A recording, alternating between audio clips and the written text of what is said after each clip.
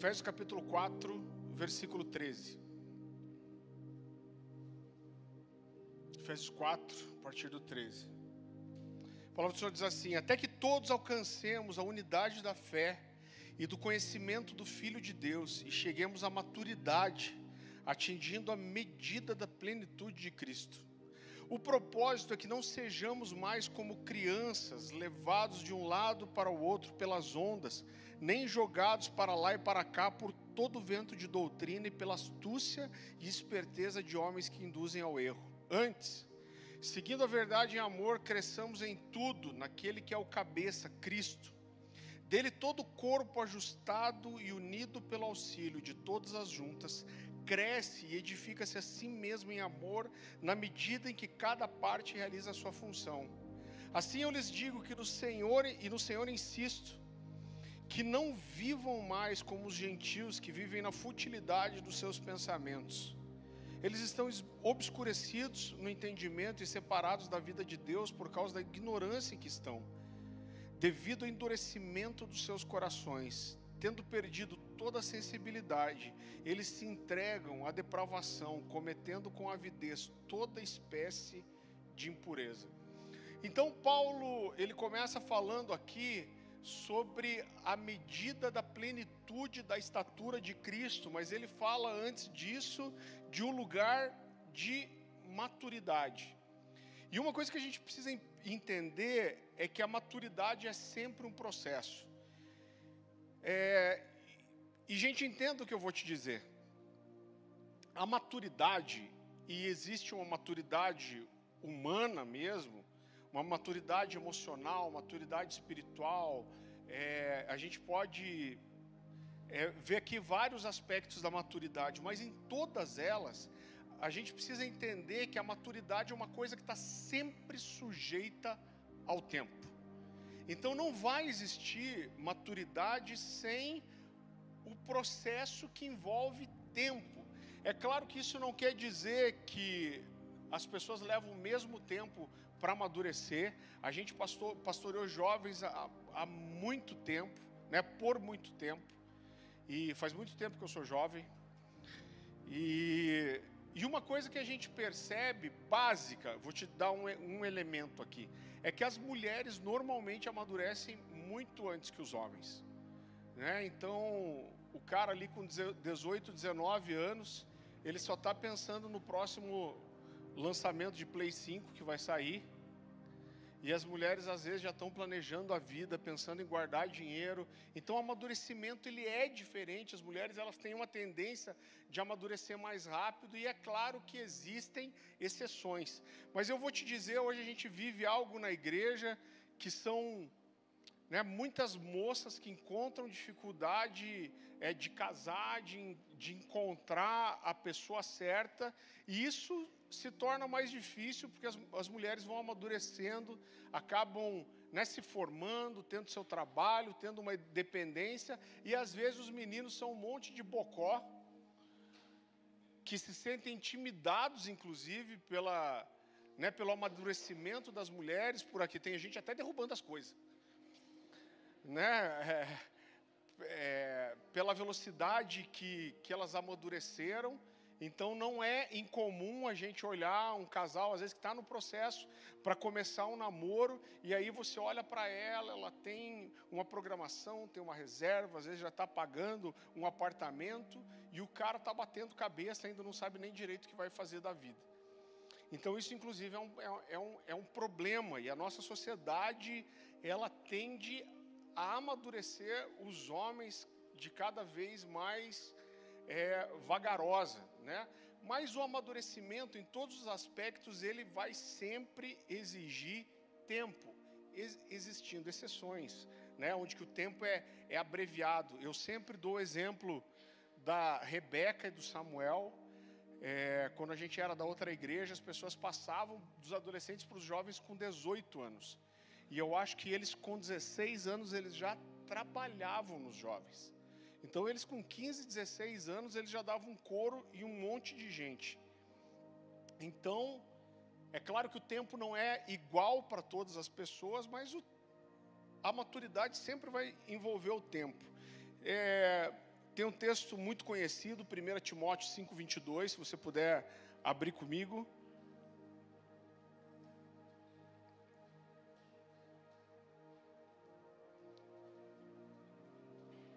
Então, Paulo está aqui orientando Timóteo sobre como estabelecer presbíteros, né? Então, Paulo tinha saído aqui de Éfeso e Timóteo virou uma espécie de um supervisor de várias igrejas, e Paulo está orientando ele sobre como estabelecer os presbíteros, o governo em outras igrejas. E aí no 5:22 ele diz assim: a ninguém imponhas precipitadamente as mãos, nem participes do pecado alheio, conserve-te a ti mesmo puro. Então o que Paulo está dizendo aqui é, olha, quando ele fala sobre impor as mãos, ele está falando sobre estabelecer alguém em uma função ministerial. E ele está dizendo, não imponhas as mãos, é como se ele estivesse dizendo, olha, não estabeleça ninguém ministerialmente de forma precipitada. Outra versão vai dizer assim, se tornando cúmplice do pecado de outros. O que ele quer dizer aqui, quando você olha o contexto, é muito fácil. Ele está dizendo, se você der uma autoridade ministerial para alguém, impondo as mãos sobre alguém, e essa pessoa tiver pecados ocultos, você é cúmplice do pecado dela, porque você está respaldando essa pessoa. E quando ele fala desses pecados, dessa desqualificação, ele fala de estabelecer uma liderança de forma prematura. Ou seja, antes da hora, antes da maturidade, né? Um dos maiores problemas que a gente vê no movimento de visão celular, eu não vou falar de nenhum de outro, por exemplo, não vou falar do G12, não vou falar do M12, não vou falar do MDA, estou brincando, gente. Vocês não entenderam, né? Vocês estão meio devagar. Mas um dos maiores problemas é você estabelecer uma liderança muito rápido, que gera tantos problemas depois, que consertar o estrago que é feito é pior do que ter esperado que a liderança tivesse madura. Eu quero que você vá para outro texto comigo, 2 Timóteo, capítulo 3.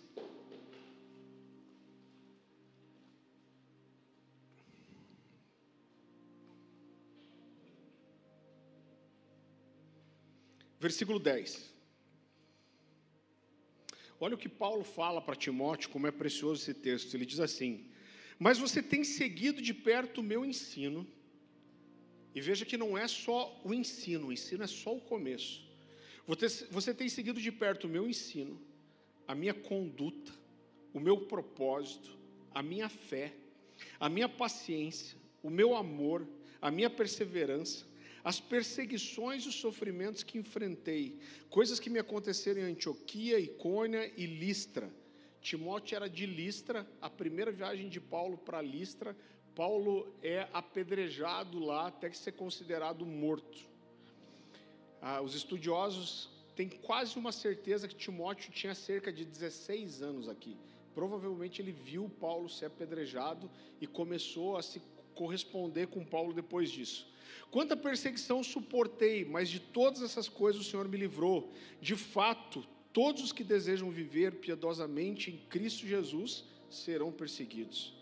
Contudo, os perversos e impostores irão de mal a pior, enganando e sendo enganados. Quanto a você, porém, permaneça nas coisas que aprendeu e das coisas das quais tem convicção, pois você sabe de quem o aprendeu, porque desde criança você conhece as sagradas letras que são capazes de torná-lo sábio para a salvação mediante a fé em Jesus Cristo. Então ele fala de tudo aquilo que Timóteo aprendeu, e ele fala de como Timóteo foi capacitado, ele fala de Timóteo conhecer as Sagradas Escrituras desde a infância.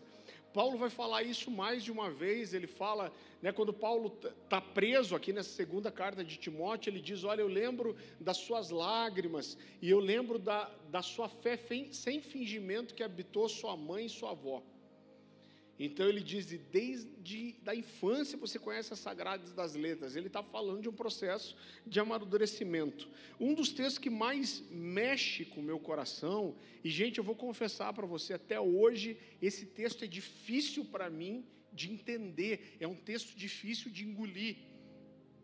Porque Hebreus vai dizer que Jesus foi aperfeiçoado e se tornou o autor da salvação por meio daquilo que sofreu. Cara, é difícil para mim esse texto. Hebreus 5, se você puder, abra comigo. Hebreus capítulo 5. Versículo 7.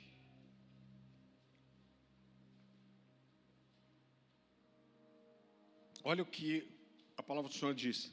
Durante os dias de sua vida na terra, Jesus ofereceu orações e súplicas em alta voz e com lágrimas, àquele que o podia salvar da morte, sendo ouvido por causa da sua reverente submissão, embora sendo filho, ele aprendeu a obedecer por meio daquilo que sofreu, e uma vez aperfeiçoado, tornou-se a fonte eterna de salvação para todos que lhe obedecem. Então, queridos, existe algumas coisas na nossa vida que só o tempo traz. Sabe aquele papo de mãe e de pai? Ah, você não entende porque você é novo. O que dá um ódio no coração, vamos falar a verdade, né? Porque é uma conversa meio injusta. Você chega, você está tentando ter uma conversa racional, e aí o pai e a mãe olham para você e falam, você não entende porque você é muito novo. Cara, que raiva que dá, né? Porque você não sai para lugar nenhum do argumento desse. Mas é claro que nem sempre tudo isso é razão e acaba sendo um coringa, né? Aquele que você lambe e cola na testa, assim. Tirei o super trunfo aqui. Mas muito disso é verdade, porque muitas coisas só o tempo traz. E não só o tempo, mas quando a Bíblia fala que Jesus aprendeu por meio daquilo que sofreu, a grande verdade é que as dificuldades, as provações, elas trazem ou deveriam trazer um processo de maturação para a nossa vida. Eu sonhava em ser pastor, tinha convicção do meu chamado desde 16 anos. Eu fui ordenado, se eu não me engano, com 33. E, cara, 20 dias, deixa eu ver se foi 20 dias mesmo, 20 dias antes da nossa ordenação, um jovem de 23 anos morreu na sala da minha casa durante uma célula. Né? E existem, vocês provavelmente já ouviram eu contar essa história, e tem um aspecto dessa história que eu acho que eu nunca contei isso na minha vida assim, publicamente. Eu vou pedir até para o pessoal que vai editar depois tirar isso da mensagem. Eu conto toda a parte doída, mas bonita. Mas quando esse garoto que a gente amava, que era um menino assim super próximo da gente, que estava na minha casa sempre, a gente estava na casa dele, era um cara assim extremamente amável. Quando ele caiu e os paramédicos vieram e constataram que ele tinha ido a óbito, a maioria de vocês já ouviu contando essa história? Quem levanta a mão aí, gente, só para eu... A grande maioria.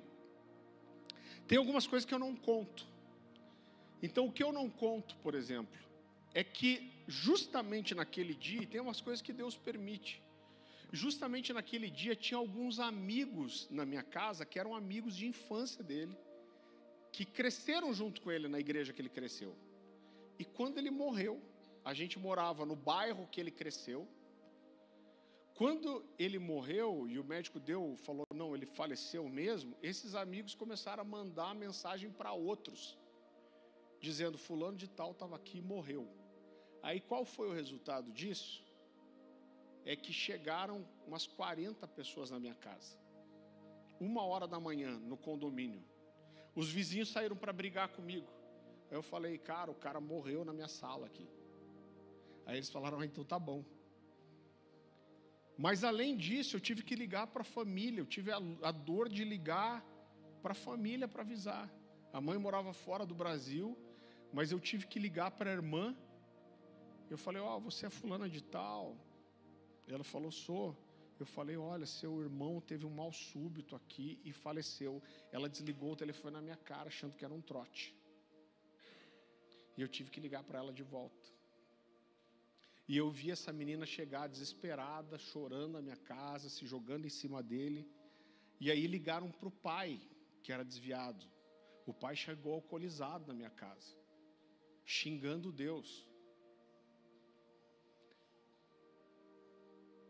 Quando ele faleceu, Gente, eu vou falar isso. A gente fez respiração boca a boca e tentou reanimar. Quando fazia o movimento no peito, ele tinha falecido já. Ele começou a soltar uma secreção de dentro. Quando ele faleceu, os esfíncteres abrem, ele se urinou tudo no chão da sala da minha casa. E eu tive que ir depois limpar tudo isso, eu tive que enrolar o corpo dele, carregar para fora. Então, foram momentos assim, muito difíceis. E quando eu cheguei na casa do pastor Luciano, no dia seguinte, isso foi na madrugada de sexta para sábado de manhã eu fui para o discipulado com ele. E eu falei tudo que tinha acontecido, falei tudo que a gente tinha lidado, falei como a gente tinha lidado com o pai, como eu tinha falado com a irmã. E eu lembro que o Luciano falou assim, ele falou, Farley, existem algumas coisas que nos aprovam. Ele falou, você não consegue ver isso hoje. Mas para mim, o fato de você ter administrado toda essa situação é uma coisa que lapida, amadurece e prepara você. Então eu não conheço a história de nem um homem de Deus que não tenha passado, que chegou em algum lugar alto, e aí você pode interpretar como você quiser, mas que não tenha passado por um vale primeiro. Então, às vezes, a gente tem uma promessa de Deus, e a gente está interessado só em chegar nesse lugar, mas a verdade é que Deus está interessado no processo, porque apesar de Ele ter esse lugar de vitória, de honra para você, é justamente no processo que Ele prepara você para que você esteja pronto para receber o que Ele tem para você nesse lugar. Então, agora, a gente tem duas formas de olhar para isso. Aquele povo que Moisés tirou do deserto, eles passaram pelas provações, só que eles preferiram voltar atrás, eles falaram, a gente quer voltar para o Egito. Eles caíram em idolatria, e o que aconteceu? Eles morreram no deserto, porque só o fato da prova vir não é a garantia de maturidade. Mas quando uma prova, uma dificuldade, uma perda, uma dor vem, existem algumas formas de olhar para isso. E se a gente disponibiliza o nosso coração para falar, Deus, o Senhor não se distrai, o Senhor não dorme, então não foi o diabo, a não ser, é claro, que você está em pecado, está em brecha, aí pode ser o cão em parceria com você, né, que fez essa desgraça. Agora, se não, é Deus permitindo. Então, Deus, o Senhor permitiu isso, eu gostaria de entender por quê. E dentro disso, eu gostaria de falar para você sobre algumas posturas que as pessoas têm em relação a esse processo de amadurecimento. Então, em primeiro lugar, existem pessoas que parecem não estar preocupadas em amadurecer. Eu quero que você vá comigo para 1 Pedro, capítulo 2.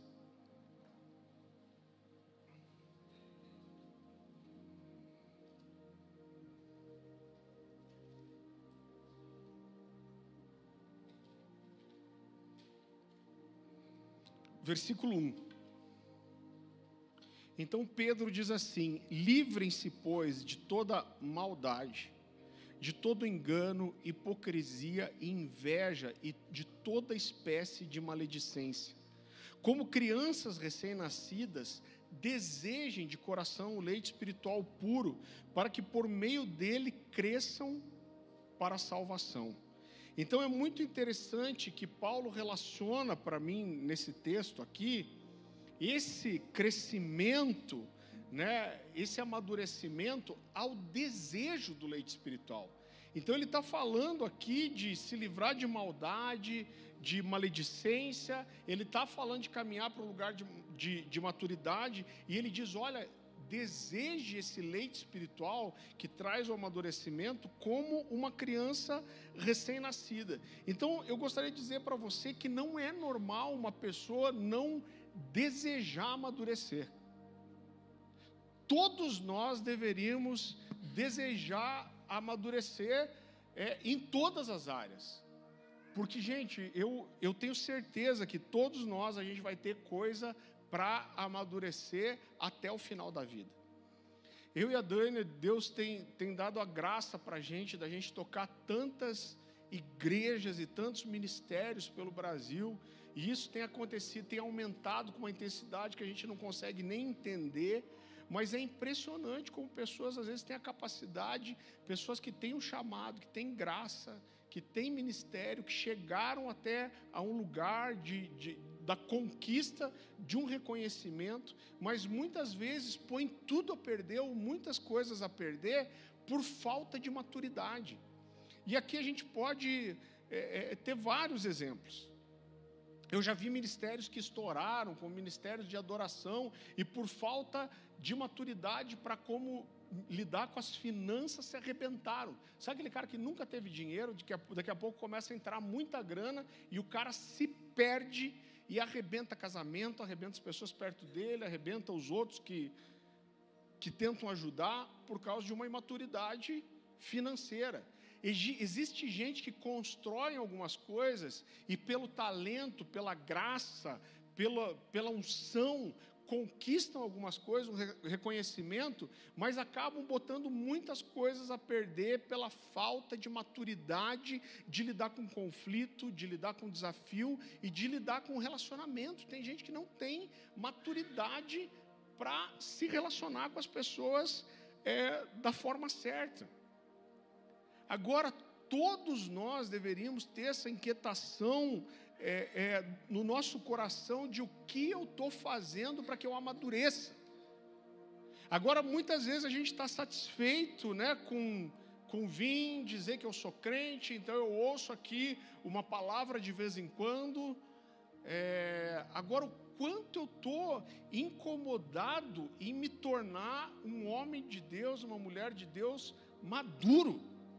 Eu sou maduro, eu tenho uma imaturidade nessa área aqui. E sabe uma coisa que acontece assim com muita frequência, gente? E às vezes você não entende, eu particularmente às vezes não entendo, porque Deus permite que algumas coisas aconteçam, e talvez eu nunca vá ter essa resposta, mas tem pessoas em que o dom e o talento, ele cresce tão rápido e a maturidade não acompanha, mas uma hora a conta vai chegar.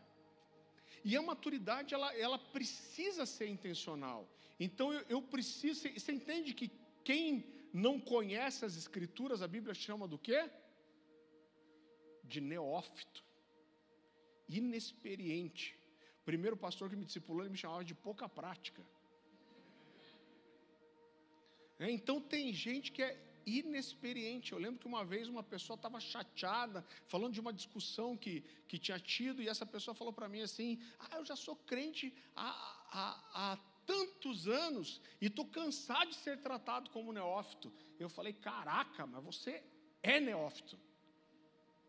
Não conhece a Bíblia, não sabe aplicar as Escrituras a uma discussão prática. Agora, esse amadurecimento não vem sozinho. Existe uma intencionalidade de buscar a maturidade nas relações, de buscar a maturidade nas Escrituras, de buscar a maturidade no lugar secreto.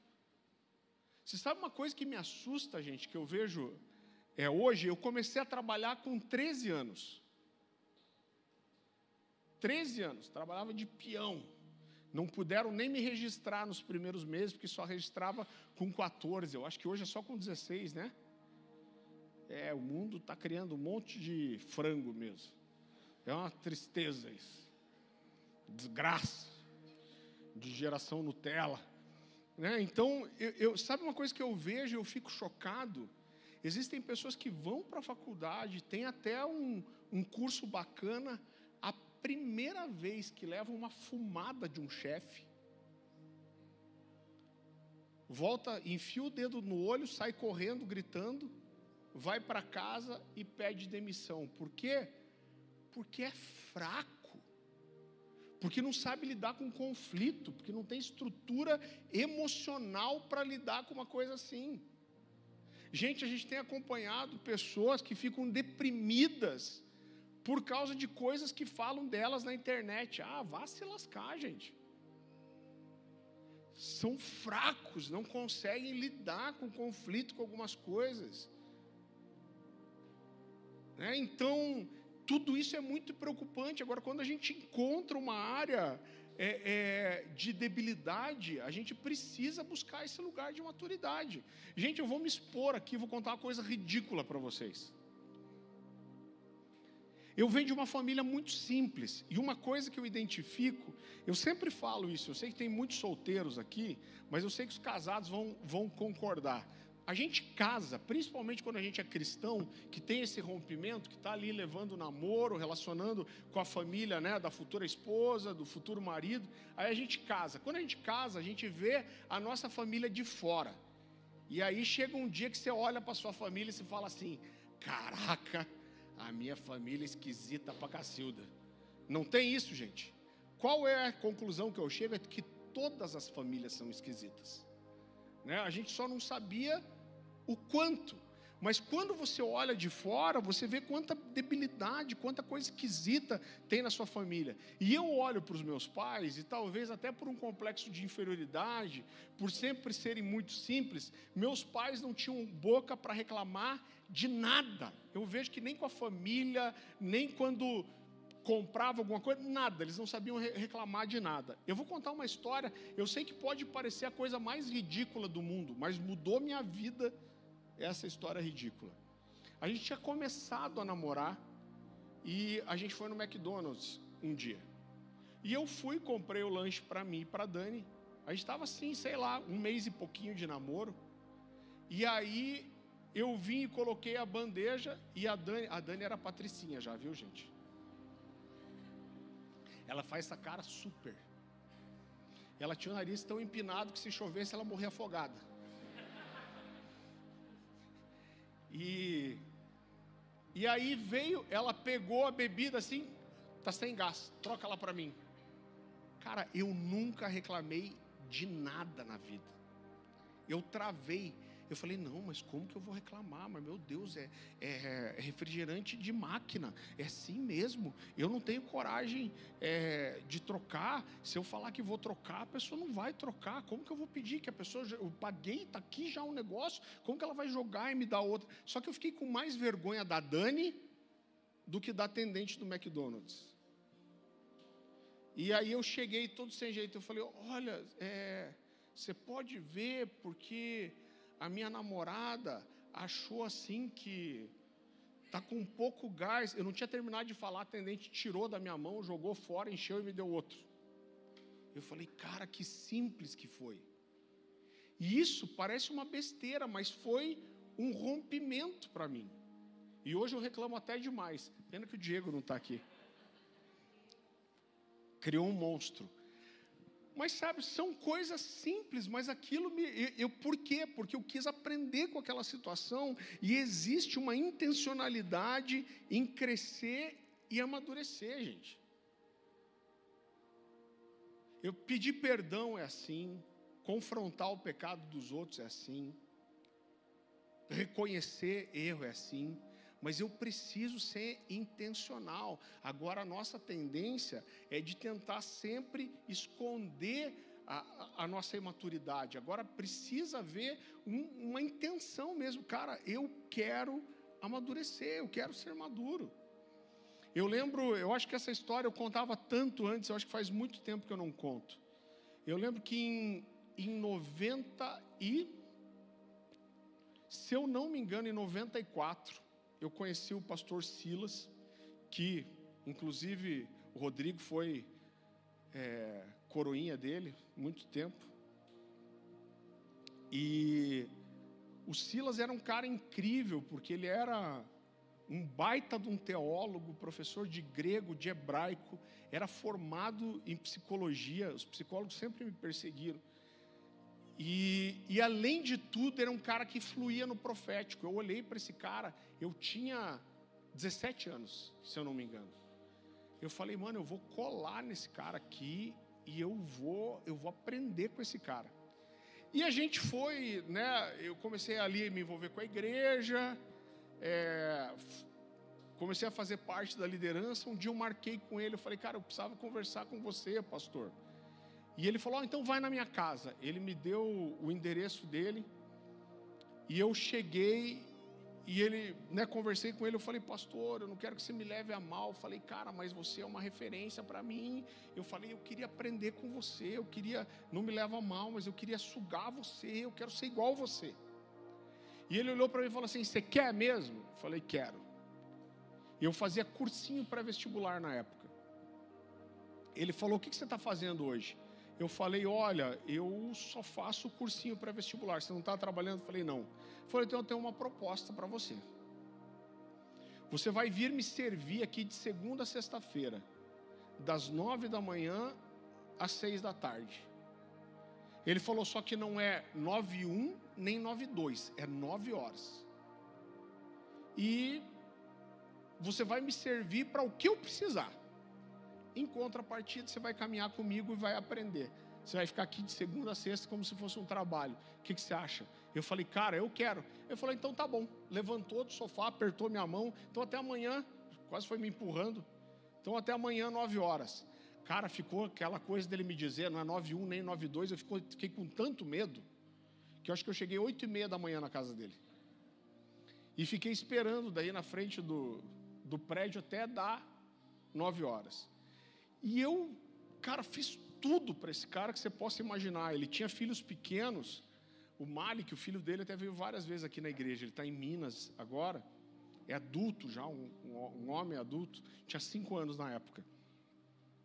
E, irmão, eu fiz de tudo. Troquei fralda dos filhos, fiz mamadeira para os filhos, levava o cachorro para passear, pagava a conta da igreja. Foi um discipulado meio estilo Karate Kid, sabe? Tipo, pintar cerca, encerar o carro, né? Mas eu fiquei 6 meses servindo esse cara. E eu lembro que quando eu parei, porque eu precisei ir trabalhar, apertou a coisa, ele falou assim, Farley, você não tem noção ainda do quanto você cresceu, mas um dia você vai perceber. E, gente, foi 6 meses que eu dediquei, e na verdade o segunda a sexta virou segunda a segunda. Várias vezes eu ficava dormindo na casa deles, né? Ele saía viajar para ministrar, eu ia viajar junto. Foi meu primeiro contato, vários atendimentos que eu podia estar junto, ele me levava junto com ele. Então foi uma experiência assim. E eu dediquei 6 meses para isso. Agora foi intencional, foi uma decisão. E eu sei que eu vou colher fruto disso para o resto da vida. Inclusive, quando a gente fala de discipulado, de caminhar junto, para levar para dentro de casa, a primeira experiência que eu tive nesse sentido foi com esse cara, mas eu decidi fazer isso.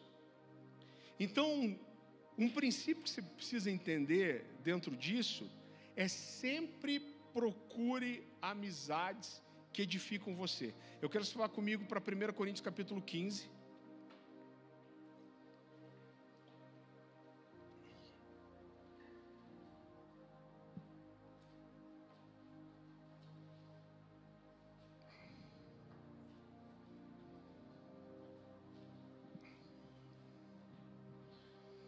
A palavra do Senhor diz assim, 15:33. Não se deixe enganar, as más companhias corrompem os bons costumes. Então, gente, entenda uma coisa. A gente é meio inocente demais quando a gente fala de relacionamento cristão e a gente bate, a igreja ela precisa ser relacional. Agora, na nossa vida cristã, a gente sempre vai encontrar pessoas mais maduras que nós e mais imaturas que nós. Quando você encontra alguém mais imaturo, é lógico que a gente precisa dar mesa para essas pessoas e a gente precisa dar para essas pessoas o que a gente gostaria de receber. Agora, você dá isso para quem quer amadurecer. Então, para mim, não importa o quanto a pessoa seja imatura, desde que ela tenha um coração ensinável. Agora, você vai encontrar muita gente na sua caminhada que é imatura, que é maledicente, mas que não quer mudar, que não está disposto a isso.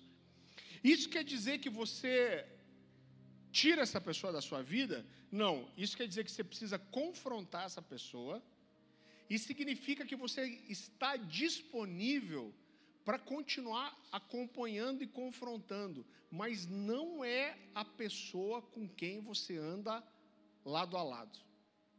Eu vou falar isso amanhã, eu vou falar sobre a diferença das mesas, o que a gente dá numa mesa e a gente dá em outra. Qual mesa você permanece, qual mesa você fica um tempo e qual mesa você não senta.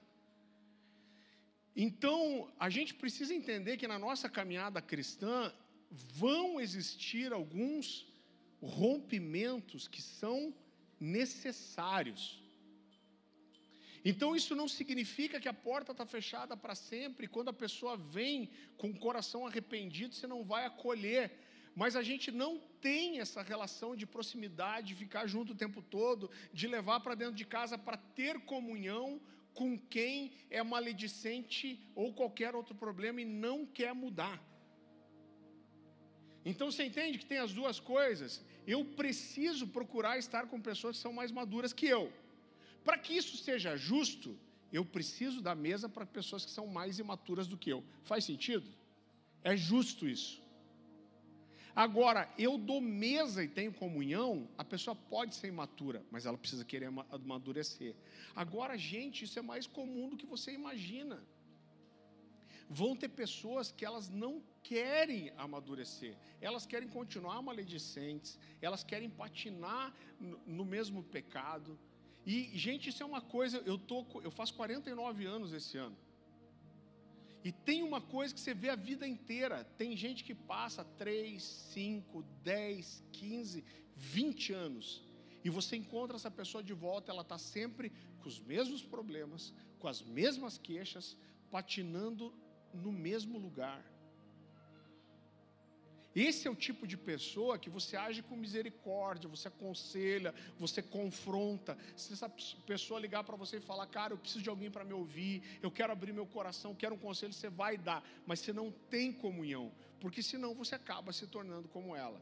Existe gente que suga você só. Existe gente que, se você continua dando mesa, você se torna cúmplice da maledicência. Então, deixa eu ler um texto aqui para continuar isso com você. Vá comigo para Mateus capítulo 15.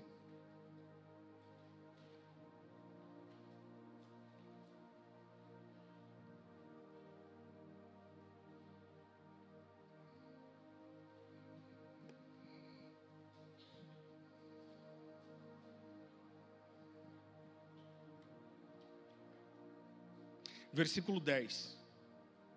Vamos ler o 10 e 11, aí a gente vai pular para o 18. Então, 10. E tendo convocado a multidão, lhes disse: ouvi e atendei, não é o que entra pela boca o que contamina o homem, mas o que sai pela boca, isso sim contamina o homem. Então, agora pula comigo para o 18. E aí Jesus vai dizer assim: mas o que sai pela boca vem do coração, e é isso que contamina o homem. Porque do coração procedem os maus desígnios, os homicídios, adultérios, prostituição, furtos, falsos testemunhos, blasfêmias. São essas coisas que contaminam o homem. Mas não o comer sem lavar as mãos, isso não contamina o homem. Então, olha só, eu sempre olhei para esse texto falando que o que sai da boca é o que contamina o homem, e eu sempre associei esses textos com o que fala sobre palavra torpe, por exemplo. Então eu falei, se eu tenho um linguajar, eu falo coisas ruins, eu falo maledicência, eu me contamino. Essa sempre foi a imagem que eu tinha. Se eu dou espaço para minha boca falar um palavrão, alguma coisa assim, eu estou me contaminando. Só que no texto, Jesus vai dizer que o que contamina é o que sai da boca. E ele diz que o que sai da boca está no coração. Você entende comigo que então o que está saindo pela boca não contamina a pessoa que está falando? Porque a pessoa que está falando já está contaminada, porque ela só vai pôr para fora o que está no coração. Então o que sai da boca contamina quem? Contamina quem ouve. Então quando eu entro numa relação, eu estou usando aqui o exemplo da maledicência, mas claro que isso envolve qualquer coisa, né, que envolva a imaturidade, o mal, o pecado. Eu acabo me contaminando com essas coisas. Então, por isso que a gente cria um padrão. Cara, o dia que alguém vier aqui na igreja falar mal de alguém, você pergunta, você já falou para a pessoa sobre isso? Ah, não falei. Então, vai lá e fala. Ah, não vou falar. Seguinte, te dou 5 dias para você falar. Se você não falar, eu vou ligar para essa pessoa e vou falar que você disse. E você precisa fazer isso. O que acontece é que muitas pessoas rejeitam isso e não vão mais falar com você e acabam até saindo da igreja. O que é isso? É uma resistência, é um processo de amadurecimento, gente. Porque o conflito, ele vai fazer parte de um processo de amadurecimento. Não tem amadurecimento sem conflito, né? Por isso que a igreja, e quando a gente fala de relacionamentos profundos, uma igreja que vive família espiritual de verdade, não é uma família que não briga, que não tem desentendimento. Pelo contrário, se os relacionamentos são profundos, isso acontece. O Escher, até no livro Relacionamentos de Aliança, ele fala, olha, se você tem amizade, você acha que é muito profunda e você não tem conflito, ele fala, falta de conflito é uma prova de que ela não é profunda. Porque, irmão, com a esposa, com os pais, com os filhos, a gente tem conflito. Por quê? Porque o relacionamento é profundo e vai acontecer. Só que esses conflitos, quando eles são lidados da forma certa, isso traz maturidade. E mais uma vez, essa busca pela maturidade, ela precisa ser intencional. Eu gosto muito de um texto que Tiago fala, que Hebreus fala, Hebreus capítulo 5, versículo 11. Vá lá comigo.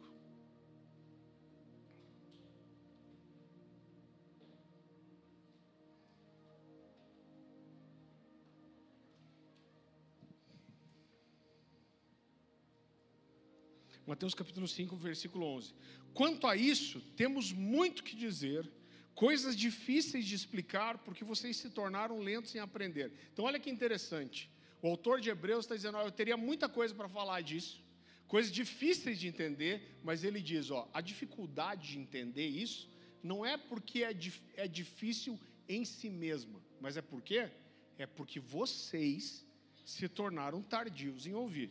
E aí ele continua, de fato, embora a essa altura já devessem ser mestres, vocês precisam de alguém que lhes ensine novamente os princípios elementares da palavra de Deus.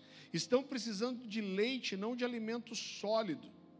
Quem se alimenta de leite é criança e não tem experiência no ensino da justiça, mas o alimento sólido é para os adultos. E aí ele diz assim, os quais, pelo exercício constante, tornaram-se aptos para discernir tanto bem quanto mal. Eu amo essa expressão aqui de Hebreus, porque ele não espiritualiza, ele não fala de uma unção, de maturidade, ele não fala só de orar por maturidade, mas ele fala que essas pessoas chegaram ao amadurecimento pelo exercício constante. Então você tem as relações, você tenta uma vez, você erra, você tenta de volta, você erra, você tenta de volta, você acerta mais ou menos. Então é justamente esse conflito da vida cristã, os conflitos interpessoais, que quando você tem o coração certo, vão levando você para um lugar de maturidade. E todos nós precisamos amadurecer, a gente deveria ser intencional nisso. Em segundo lugar, existem pessoas que pensam que são maduras, mas não são. Gente, pelo amor de Deus, como tem isso? Eu já tive discussões com gente que dizia assim, não, porque eu sou maduro. Mas se o cara tem que dizer que é maduro, já... Que desgraça, né? E o cara não vê isso, né? Não, porque eu sou maduro. Se o cara tem que dizer que é maduro, você já viu gente que ela sempre quer inventar alguma coisa, ele sabe tudo que você vai falar, ele quer fazer um comentário, porque ele quer mostrar que é maduro, que conhece. Eu vou confessar um pecado para você. A gente tinha uma vez uma pessoa na igreja, depois eu desmenti, tá, irmãos? Foi errado, não repita isso em casa. Mas você já viu aqueles chatão que tudo que você fala o cara sabe? Eu falei, gente, eu vou inventar uma história. Falei para os amigos, eu vou inventar uma história só para ver se o cara diz que... Aí eu falei, vou inventar uma história assim, um negócio nada a ver. E aí chegamos, falei, pô, cara, eu estava vendo tal negócio, estava vendo sobre isso. O que ele falou? Já li. Estava mentindo, gente, inventando. Então, agora, o que acontece? Eu quero falar para você rapidamente, eu estou falando mais que o Homem da Cobra aqui, né? Achei que ia ser bem rapidinho. Eu quero falar para você de um sintoma, ou alguns sintomas, que denunciam a nossa falta de maturidade. Uma delas, e que talvez que seja uma das mais evidentes, é a inconstância. Vá comigo para Efésios capítulo 4.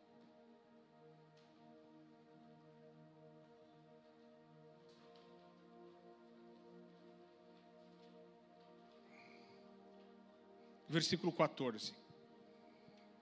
A palavra do Senhor diz assim: o propósito é que não sejamos mais como crianças, levados de um lado para o outro pelas ondas, nem jogados para cá e para lá por todo vento de doutrina e pela astúcia e esperteza de homens que induzem ao erro.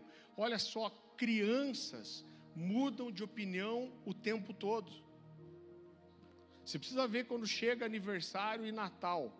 Os meus filhos, eles escolhem uns 500 presentes de aniversário diferentes em uma semana. Meu Deus, vê uma coisa na televisão, eu quero isso, porque isso é meu sonho, porque eu quero isso. Você fala assim, é isso que você quer mesmo? Tem certeza? Tenho. No outro dia, já é outra coisa que quer. Então, as crianças, elas são inconstantes. Tem gente que toda hora começa alguma coisa e não termina nada, gente. Pensa uma coisa, acho que é muito convicto, não que a gente não deva, né, amadurecer, mudar, e olha que o que você não pode fazer é insistir em alguma coisa que você viu que está errado, só para não parecer que você é imaturo. Mas a sua inconstância, gente, o devocional, por exemplo, é um desafio para todo mundo. Você pode estar a vida inteira sendo fiel no seu devocional. Vai ter um dia que você vai acordar e a última coisa que você vai querer fazer é fazer devocional. Tem uma parte disso que é natural, mas as crianças, os imaturos, eles são inconstantes. Então, quanto você é firme nas suas decisões, quanto você é firme nos seus propósitos, quanto você é firme nas suas amizades, quanto você é firme nas suas convicções, o quanto você é abalado nas suas convicções espirituais, quando você está numa roda na faculdade, alguém faz uma piada suja. Na sua determinação de fazer um devocional, de realizar alguma coisa, vá comigo para Eclesiastes capítulo 5.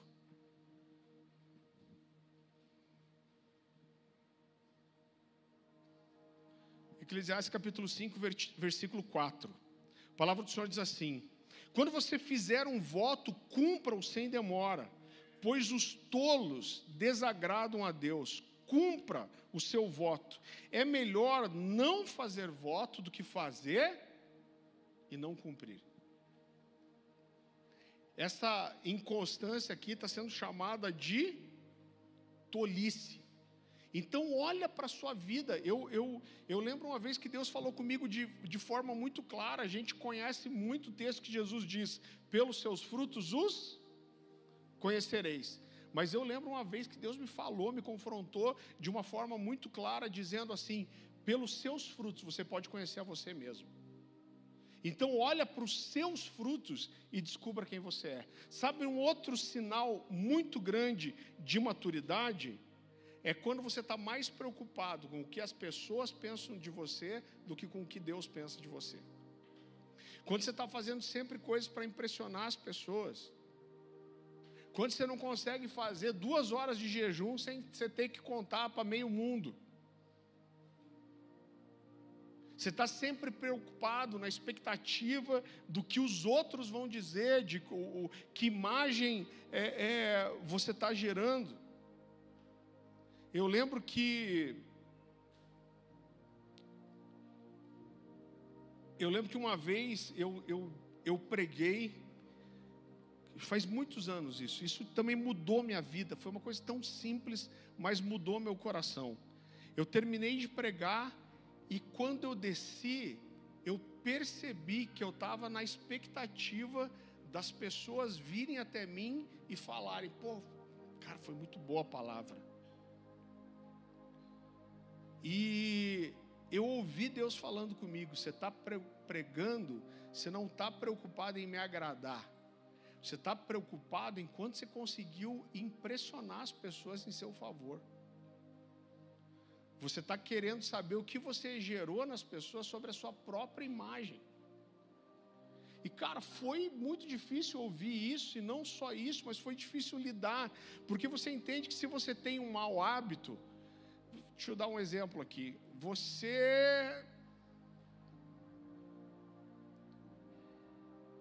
irresponsável no trânsito, você fala: cara, tá errado, é pecado, não vou fazer mais. Então eu falo palavrão, cara, não, é errado, é pecado, não vou falar mais. Agora, como você faz quando você descobre que você é invejoso? Ninguém fala assim: sou invejoso, pronto, não vou invejar mais. Quando mexe, né, com as emoções, isso não é uma coisa tão simples. Então eu descobri que quando eu pregava, existia uma necessidade de aprovação, de impressionar as pessoas, e no final das contas, às vezes eu estava pregando para mim mesmo, ou para o meu benefício. E isso me levou na oração, é isso que eu falo da intencionalidade do amadurecimento. Você olha para isso e fala: cara, eu estou errado, eu preciso mudar essa droga no meu coração. E aí, isso me levou a entender que eu não preciso ser bom sempre, gente. Então, provavelmente, quem já passou por isso aqui, deixa eu só fazer um teste para ver se tem alguém aqui. Algum de vocês já me viu chegando uma ministração, que eu fui pregar em outro lugar, ou eu voltando uma viagem, e falou assim: e aí, Farley, como que foi lá? E eu falei: cara, foi ruim. Quem já ouviu? Alguém aqui já ouviu eu dizer isso? 1, 2, 3, 4, 5, 6, 7. Porque, sabe por quê? Porque eu não preciso acertar sempre. Esses dias aqui eu preguei num domingo de manhã, é que eu não posso falar a palavra que eu gostaria. Cara, foi muito ruim. Parecia tão bom quando eu preparei o esboço em casa. Fiquei mal, nem um pouco. O que eu fiz? Mudei tudo para de noite, tão ruim que foi. E aí eu cheguei.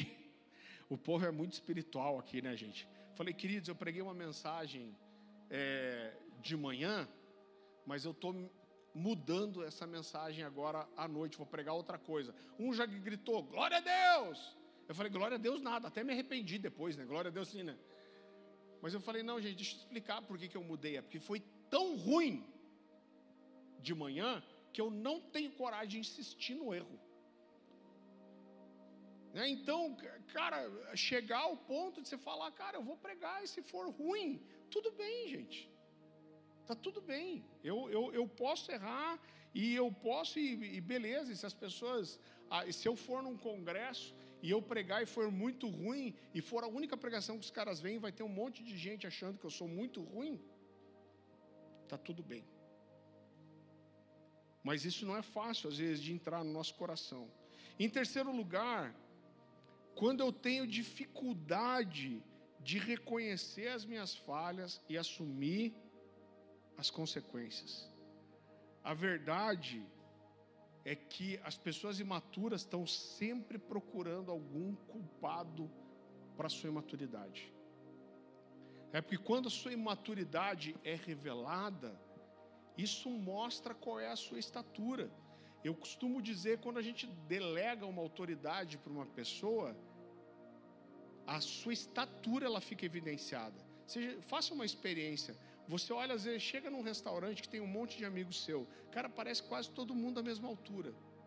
Mas se um se levanta, a estatura daquela pessoa ela é evidenciada. Quando você põe alguém numa função ministerial, essa pessoa ela vem para frente. E, gente, quer queira ou quer não, tanto a maturidade quanto a imaturidade, os talentos e a falta de talento, os defeitos e as qualidades, tudo isso vai ser evidenciado quando você coloca a pessoa num lugar de destaque. Então, quando a sua imaturidade aparece, e você tenta brigar para mascarar essa imaturidade, isso só vai mostrar mais o quanto você é imaturo. Você vê, cara, as crianças, é uma coisa incrível. Você, para ensinar uma coisa boa para uma criança, gente, é uma peleia. Agora, para ensinar alguma coisa errada, cara, a criança não aprendeu nem a falar. Você vai brigar que ela fez alguma coisa. Eu lembro que uma das crianças pôs a culpa no gato. Tipo, apontou, como se fosse o gato que tivesse feito. Nem falava direito. Né? Mas aprende já a colocar a culpa no outro. Por quê? Porque essa herança adâmica, ela está, né, entranhada na vida da gente. Então, quando eu tenho dificuldade de assumir meus erros e assumir a consequência do erro, porque assumir o erro implica também em assumir a consequência daquele erro. O erro normalmente ele implica em uma restituição. A restituição pode ser devolver um dinheiro para alguém, pagar alguma coisa que eu estraguei, pedir perdão, reconhecer que eu estava errado, pedir perdão publicamente, se eu ferir publicamente. Então isso exige uma restituição e isso amadurece a gente também. Esse processo de assumir a responsabilidade, ele nos amadurece. Então, quando você olha para a sua vida, isso é tão sério, gente. Olha para a sua vida e encontra áreas que nunca mudam. Eu lembro que alguns anos atrás, um rapaz dos jovens procurou a gente, me procurou, e ele veio me confrontar. Ele falou, cara, se tem alguma coisa contra mim, eu vou sair dessa igreja, porque eu quero liderar. Desde que eu cheguei, eu estou aqui 6 anos e não consigo liderar. E ele jogou isso. Eu só perguntei uma coisa para ele, falei, cara, aquele problema seu, você resolveu? Ele falou, ainda não.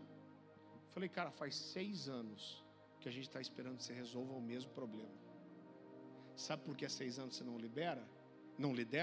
Porque há 6 anos você não muda. E se você ficar 20 anos sem resolver isso aqui, você vai continuar 20 anos sem liderar. Agora você entende como a pessoa sai da realidade? A culpa era minha, porque há 6 anos ele estava querendo liderar, eu não deixava. Em vez de assumir, cara, eu não lidero, porque eu não resolvo uma coisa. Então, o entrar nesse lugar, porque muitas vezes você vai errar e a pessoa vai dizer, não, você não precisa me restituir. Você vai falar, não, é um compromisso meu comigo mesmo, eu preciso aprender, e erro implica em restituição, e eu vou fazer isso, eu vou entrar nesse lugar de maturidade. E, em último lugar, quando eu fico tentando provar para os outros o quanto eu sou espiritual. Eu quero que você vá comigo para 2 Coríntios, capítulo 10.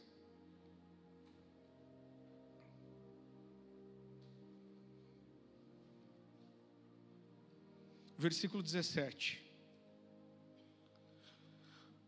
O apóstolo Paulo diz, contudo, quem se gloriar, glorie-se no Senhor, pois não é aprovado quem a si mesmo se recomenda, mas aquele a quem o Senhor recomenda. Volta comigo um pouquinho para o versículo 12. Capítulo 10, versículo 12. Não temos a pretensão de nos igualar ou de nos comparar com alguns que se recomendam a si mesmos.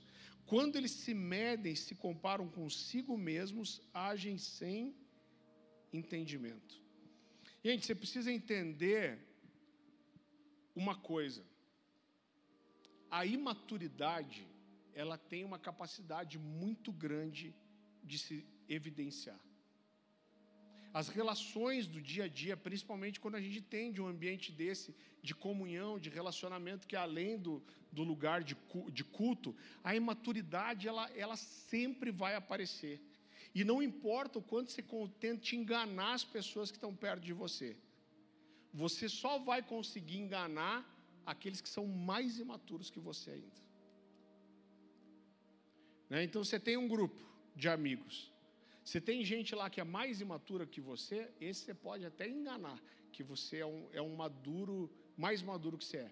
Mas quem é maduro de verdade, a imaturidade ela acaba sempre se evidenciando, porque o cara ele se entrega sozinho, é inevitável.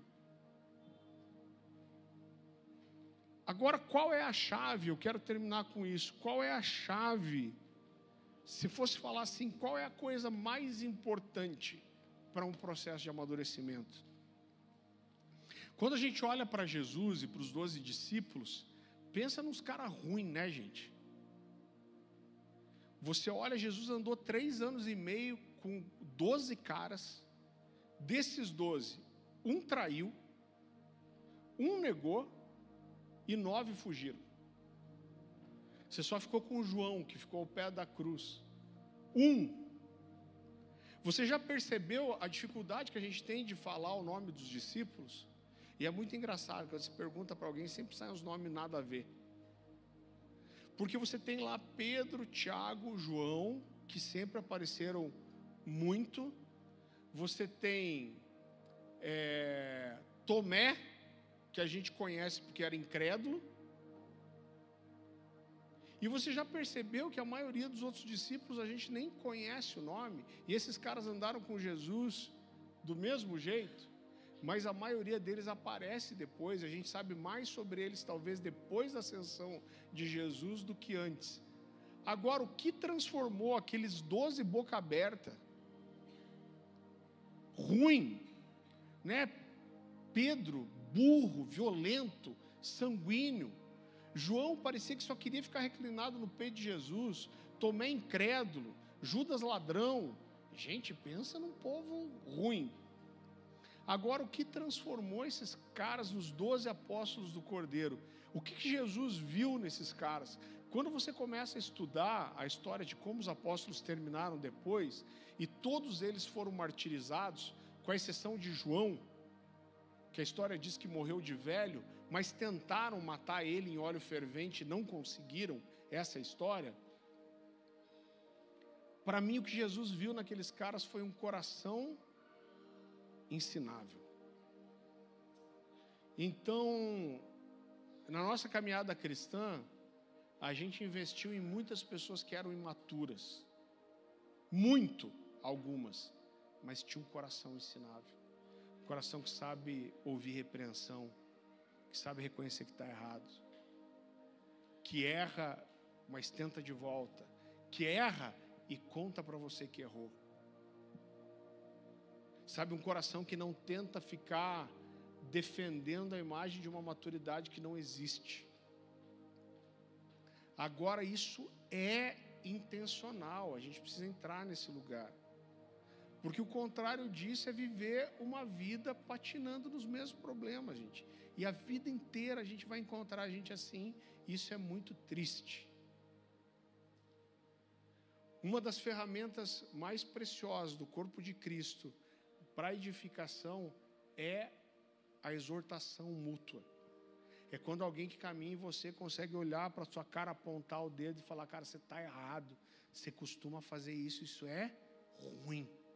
A sua atitude é ruim, seu pensamento é ruim, você é vingativo, você diz que perdoa as pessoas, mas a sua atitude é de quem não perdoa. Cara, você não deixa ninguém falar, você fica sempre contando vantagem, você julga todo mundo,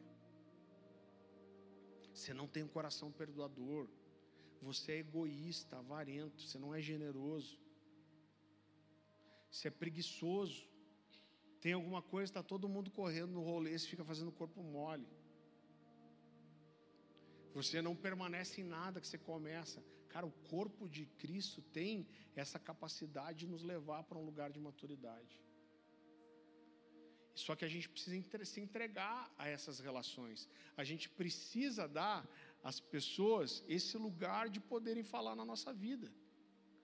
Sabe por quê? Porque o dia que alguém te confrontasse, falar: fica na sua, você não manda, da minha vida cuido eu, você perdeu um amigo verdadeiro, que em vez de falar para você, de você para os outros, fala de você para você mesmo. E a gente se fecha para isso. O corpo de Cristo tem essa capacidade se exortar e se edificar mutuamente. E, gente, os conflitos vão aparecer. Inclusive, essa habilidade de conseguir passar por um conflito e depois ficar tudo bem, é um sinal de maturidade. Sabe o que, para mim, eu olho para trás hoje e lidando com tantas pessoas, eu acho que é um dos sinais de maior maturidade, e é uma coisa que eu brigo, e talvez eu passe a vida inteira brigando para que cada vez eu seja mais maduro nisso. Mas um grande sinal de maturidade é a capacidade de não se ofender. Não se ofender com quem fala de você, não se ofender com quem te desrespeita, não se ofender com quem difama você, não se ofender com quem é grosseiro com você, não se ofender com quem você quer ajudar e se volta contra você. A capacidade de não se ofender é um grande sinal de maturidade. E isso é construído. Fala de um lugar de identidade, de saber quem você é. E daquilo que os outros falam já não machucar tanto seu coração. Você recebe essa palavra? Baixe sua cabeça, feche seus olhos. Senhor meu Deus, nós te agradecemos pela sua palavra, Senhor, que nos confronta. Deixa eu pedir para o pessoal da adoração vir para cá. Talvez um dos piores encontros que a gente possa ter é o encontro com a nossa realidade, Deus, de pararmos um dia e percebermos que a gente não é maduro como pensava que era, não é espiritual como pensava que era, não é sábio como pensava que era, não é amigo como achava que era, não é amoroso como achava que era, não é conhecedor das Escrituras como achava que era. Então, como é difícil esse lugar. Mas eu te peço que o Senhor trabalhe isso no nosso coração, que exista uma intenção real para a honra e glória do Seu nome, Senhor, de oferecermos a nossa vida, o nosso coração, a nossa mente, para sermos lapidados, Senhor, nesse lugar, que haja essa atitude de entrega, de encontrar pessoas a quem a gente dá esse lugar para nos confrontarem, para nos mostrar a nossa falha, o nosso pecado, a nossa mentira, o nosso engano. Jesus, nos ajuda a entrar nesse lugar, Senhor. Nos ajuda a chegar nesse lugar, Senhor. Queridos, eu quero fazer um convite para você, e eu não quero nem que você fique na expectativa, isso pode acontecer, mas de alguém orar com você. Mas enquanto a adoração começa aqui, eu queria que você... Isso é uma forma de você dar uma resposta, não para mim, mas é uma coisa sua com o Senhor. De repente você foi confrontado em algo nessa mensagem e você quer trazer isso diante do Senhor e falar: Deus, me ajuda com essa debilidade, com essa falha. Eu reconheço que talvez eu não esteja tendo um coração ensinável nesse aspecto específico. Talvez eu esteja escondendo a minha imaturidade nesse aspecto específico. Talvez eu esteja fugindo de um processo de amadurecimento, de reconhecimento de pecado, de erro. Talvez esteja mascarando e tentando esconder isso das pessoas, em vez de ser vulnerável e me expor para que eu seja aperfeiçoado. Mas eu quero colocar isso, eu quero dizer, talvez você queira dar nome para o seu pecado. Deus, eu quero trazer isso, eu quero dizer: eu sou imaturo, eu sou egoísta, eu sou vulnerável a críticas, eu sou orgulhoso, eu sou maledicente, e eu preciso mudar nessa coisa, eu preciso mudar nisso. Essa pode ser uma noite muito específica. Quando eu trabalhei com publicidade, existia um ditado que dizia que um problema bem definido está 50% resolvido. Tudo parte de a gente reconhecer e falar: Deus, eu sou assim, eu tenho isso, eu tenho essa falha, e eu estou trazendo diante do Senhor, eu estou te apresentando, e eu estou clamando pela sua ajuda. Me ajuda a resolver isso, me ajuda a amadurecer, me ajuda a mudar.